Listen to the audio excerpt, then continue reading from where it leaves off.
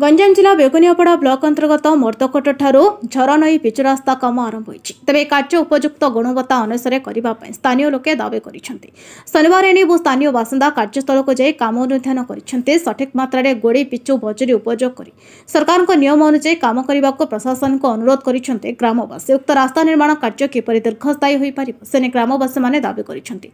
सूचना अनुसार विगत दिन में एठारे पिचु रास्ता निर्माण होइतिबा बेले कम दिन में रास्ताटी खराब हो जाइथिला। एने वर्तमान किपरि भल कम हेबो सेने विभागीय जंत्री को अवगत कराइथिले स्थानीय लोके। विभागीय जंत्री गंगाराम टोडो रास्ता निर्माण कार्यस्थल को जाई तदारख करिसेंते। ठेकेदार का सहमति उपयुक्त मानरे कार्य करिबा पई आलोचना करिसेंते जंत्री श्री टोडो।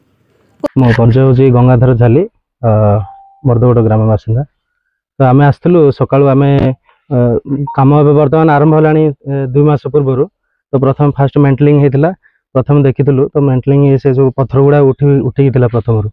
तो एबे ताबरे सेतले म देखितलु फास्ट लेयर सेटा को प्रेसिंग हे नथला। ताबरे एबे हमर अस्पल्ट हे नथला। तो अस्पल्ट हबा पे हम जेतले खबर पाइलु आस्थलु देखिलु एटी काम किछि माने सेते भल लागिलानी। तो सेतबे आमे चाहूछु काम माने उन्नत धरणर हो जो थरे कि समस्ते उपकृत होई परबे। ताबरे एटा हमर जो गोटे क्षुद्र जलसेचन रहिछि झरनई डैम जो कहछनी। तो तार भी काम आछि। तो ता ऊपर निर्भर समस्ते ए अंचलर समस्ते ए पाख उस्ताली ग्राम हो चिंगुड़ी खोलठु नै कि हमर चंदनपुर अपन मर्दगोड समस्ते आ ऊपर निर्भरशील जलसेचन पई। तो ए रास्ता ही ठीक नै तो समस्ते उपकृत के भी हे परिबेन। तो मुख्य जिंस होची आमे गवर्नमेंट को अनुरोध करछु। तो आमे जो मळी भाबरे माने काम हमर भल गुड फॉर्म हमर काम हबा दरकार लॉन्ग टर्म पई हबा दरकार। तो समस्ते सेटा आशायित अछन सब से ऊपर। मो नाम माधव चरण पाइकरा मु जने आमर मर्दगोड ग्राम साई बासिंदा।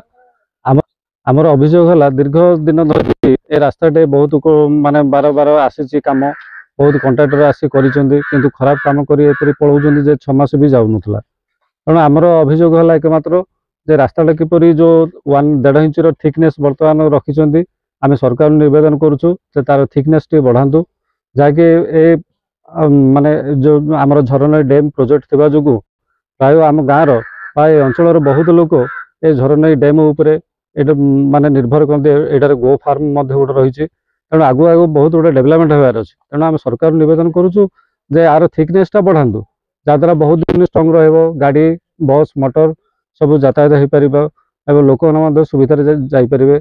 यह ही आम सरकार निवेदन करुचु। प्रदीप कुमार घोष मर्दगोड पंचायत बास देखो ये रास्ता विगत 10 वर्ष तले एमती 2-3 जन कंट्राक्टर आसुँच रफ काम कर पलाउं। आम गाँव वाला सफर हो से जो आम बारंबार आसिक रास्ता को तदारख करूँ। मेटेलिंग आसलु एवं पिचु जे सार को आम डकईचु कार एस्टिमेट केते टंका आसी केते किलोमीटर काम हम और केते इंच थिकनेस रे पिचु पड़ो से आम जे सार को डकईलु अपेक्षा करूँ 2 घंटा जे सार आसिले तार रिप्लाई देले आम देखू गोटे 500 मीटर से काम करूँ ट्रायल बेस देखू आउे काली आसिक आउे पुनः देखू तार कामटा रही। आमको काम क्वालिटी दरकार कौन सालिस ना आमको काम परफेक्ट दरकार। कृष्णचंद्र पलाईं रिपोर्ट नायबती टीवी।